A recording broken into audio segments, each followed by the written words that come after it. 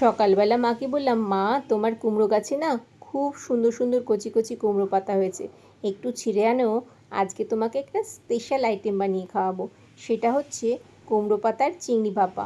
এই কুমড়ো পাতার চিংড়ি ভাপাটা করব বলে মিক্সিং বলে কিছুটা সর্ষে পোস্ত আর কাঁচা লঙ্কা দিয়ে পিষে নিয়েছিলাম। তারপরে মাঝারি সাইজের চিংড়ি মাছকে আমি ম্যারিনেট করে আধা ঘন্টা মতো রেখে দিয়েছিলাম। তোমরা কিন্তু ম্যারিনেট করার সময় নুন, চিনি, সর্ষে তেল আর বাটাটা দিয়ে রেডি করবে। এইটার আমার ভিডিও করা হয়নি। যাই হোক, পাতাটাকে ভালো করে ধুয়ে এই ম্যারিনেট করা চিংড়ি মাছটা মাঝখানে দিয়ে পাতাগুলো ফোল্ড করে একটা কাঠির সাহায্যে আটকে নিয়েছিলাম। তারপরে একে একে ফ্রাইং প্যানে তেল দিয়ে একে একে পাতাগুলোকে সারি সারিভাবে সাজিয়ে দিয়েছিলাম আর গ্যাসটাকে কমিয়ে রেখেছিলাম। থালা দিয়ে ঢেকে রেখেছিলাম।